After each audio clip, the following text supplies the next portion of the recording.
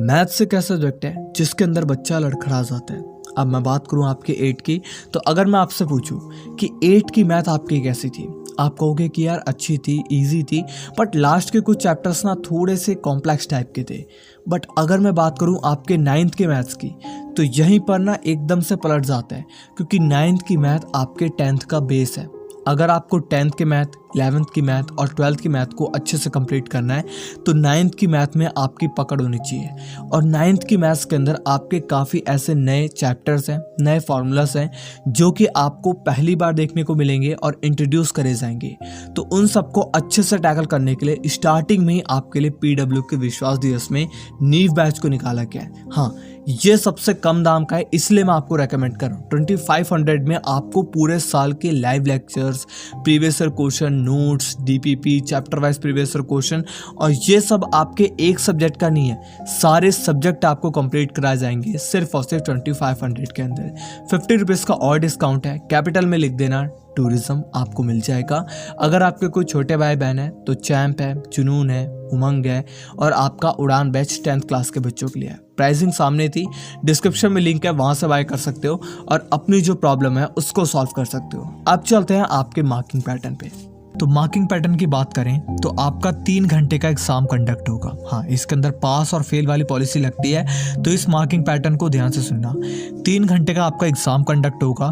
Total आपको 100 marks में से जो है वो पास या फेल किया जाएगा। अब यहाँ पे आपका 100 में से 33 मार्क्स वाला पास होता है, पता होना चाहिए आपको। और 80 में से आपके टीचर्स आपको कहेंगे कि 27 नंबर लेकर के आओ तो आप पास हो, और इंटरनल असेसमेंट में आपको कम से कम 20 में से 7 नंबर लाने पड़ेंगे। बट ये क्राइटेरिया आप लोगों का नहीं है, ये मैं आपको स्टार्टिंग में बता रहा हूँ, बट इसको लेकर के ऐसा नहीं कि एकदम ढील दे देना। ये क्राइटेरिया आप लोगों का नहीं है, ये क्राइटेरिया है 12th वाले बच्चों के लिए और 11th वाले बच्चों के लिए। आप इन बैच से बिलोंग नहीं करते हैं तो आप पे ये क्राइटेरिया लागू नहीं होगा। अब कैसे आपको पास या फेल किया जाएगा? अगर आपके 80 में से 20 नंबर भी आते हैं, मैं एब्ज्यूम कर रहा हूँ, यहाँ पे एग्जाम्पल लेकर चल रहा हूँ, और इंटरनल में जो आपको स्कूल की तरफ से कॉपी वॉपी आप बनाओगे, उसमें से अगर आपको 20 में से सिर्फ 15 नंबर मिलते हैं, तो इन दोनों को जोड़ करके आपके आते हैं 35, और 100 में से 33 वाला पास होता है, तो 35 वाला आप गारंटीड पास हो। इन दोनों को जोड़ करके आपको पास किया जाएगा। 80 में से 27 नहीं लाने, 80 में से अगर आपके 20 भी आते हैं, और आपके इंटरनल में अगर 15 नंबर, 20 नंबर, 18 नंबर इसमें अगर आ गए तो आप ऑटोमेटिक पास हो। ये आपका क्रेडिट नहीं है, चैप्टर वाइज वेटेज क्या एक्चुअल में। तो आपकी टोटल यूनिट है 7 यूनिट, जिसके अंदर आपकी सबसे पहले यूनिट आती है नंबर सिस्टम, जो कि 10 मार्क की है।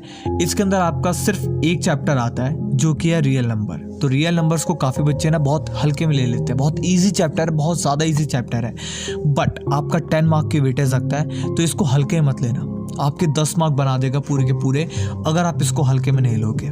इसके बाद आपका अलजेब्रा है, जो कि 20 मार्क की वेटेज रखता है। यह आपका यूनिट है, इसके अंदर आपके कुछ चैप्टर्स आते हैं। इस 20 मार्क में कौन कौन से चैप्टर आएंगे? सबसे पहला चैप्टर आएगा आपका पॉलिनोमियल्स, सेकंड आएगा आपका linear equation into variable, third chapter आएगा आपका यहाँ पे एक सेकंड कोऑर्डिनेट ज्योमेट्री, जो कि 4 मार्क की वेटेज सकता है। ये आपका एक यूनिट है जिसके अंदर आपकी कोऑर्डिनेट ज्योमेट्री है। ज्योमेट्री है 27 मार्क की, जिसके अंदर आपके कुछ चैप्टर्स आते हैं, जैसे कि Euclid geometry, lines and angles, इसके बाद है आपका ट्रायंगल्स, इसके बाद है क्वाड्रिलेटरल, फिर सर्कल, मेंसुरेशन। आपका 13 मार्क का पूरी यूनिट है। इसके अंदर आता है आपका एरियाज, इसके बाद आता है सरफेस एरिया एंड वॉल्यूम, और लास्ट में आपकी एक यूनिट आती है जो कि है स्टैटिस्टिक्स, जिसके अंदर आपका एक ही चैप्टर आता है जो कि है स्टैट्स। ठीक है, अब देखते हैं आपके सिलेबस को। तो सिलेबस की बात करूं तो जो डिलीट हो चुका है वो आपके सामने लिखा हुआ है। अब देखिए यहाँ पे काफ़ी इंपॉर्टेंट चीज़ है, इसको देख करके आप ना समझ नहीं पाओगे, क्योंकि काफ़ी बच्चों के पास न्यू NCERT है, काफ़ी बच्चों के पास ओल्ड वाली NCERT है। तो दोनों में से किसी के पास कोई भी हो, 1.4 एक्सरसाइज, और एक्सरसाइज मत देखना, आप इंडेक्स में जाकर के देखना, ये चीज़ लिखी हुई है, representation of terminating, non terminating, recurring decimal on the number line through successive magnification. तो ये वाला पार्ट आपका डिलीट हुआ होगा एक्सरसाइज में से।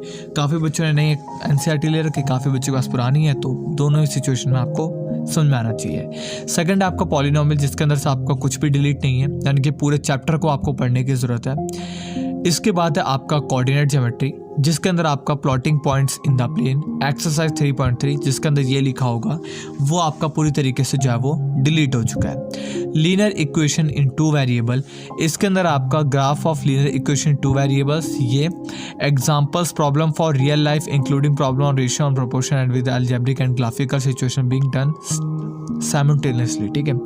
एक्सरसाइज 4.3 और एक्सरसाइज 4.4 आपका जो है वो डिलीट हो चुका है। इसके बाद है आपका इंट्रोडक्शन टू यूक्लिड ज्योमेट्री, इसमें से आपका कुछ भी डिलीट नहीं है। बट एक बात और फिर से बता दूं, चैनल को सब्सक्राइब तो करोगे लेकिन बेल वाले आइकन को प्रेस कर देना। मेरे पास कुछ ऐसी प्राइवेट PDF है जो कि अभी नहीं दे रहा बट बाद में दूंगा। प्लीज़ आपसे रिक्वेस्ट है, 2 घंटे के लिए अपलोड होगी, फिर बाद में मत कहना कि भैया दे दो वापस से अपलोड कर दो, पब्लिक कर दो, मैं नहीं करूँगा। प्लीज़ आपसे रिक्वेस्ट कर रहा हूँ, अभी सब्सक्राइब करके बेल वाले आइकन को प्रेस कर देना बाबू, समझा करो। कर दोगे ना तो आपको फ्री में PDF मिल जाएगा, पूरे साल यूज़ करना, ठीक है। इसके बाद आपका अगला chapter lines and angle sum property of triangle, exercise 6.3 आपका जो है वो डिलीट हो चुकी है।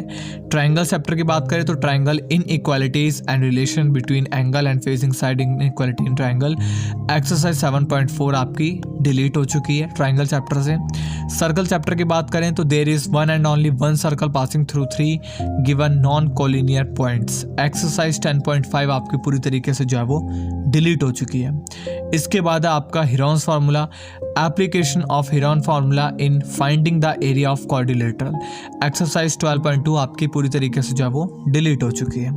इसके बाद है आपका सरफेस एरिया एंड वॉल्यूम, इसके अंदर आपका जो डिलीट हो चुका है surface and volume of cuboid और सिलेंडर, यानी कि 13.1, 13.2, 13.6 आपका डिलीट हो चुका है। स्टैट्स की बात करें तो collection of data, presentation of data, tabular from ungroup data, mean median and mode of ungroup data, exercise 14.1, 14.2 and 14.4 आपका डिलीट हो चुका है। तो ये था आपका पूरा का पूरा मैथ का सिलेबस, और अगर आपने बाय नहीं कर रखा तो PW के उस कोर्स को बाय कर लेना नीचे डिस्क्रिप्शन से, काफ़ी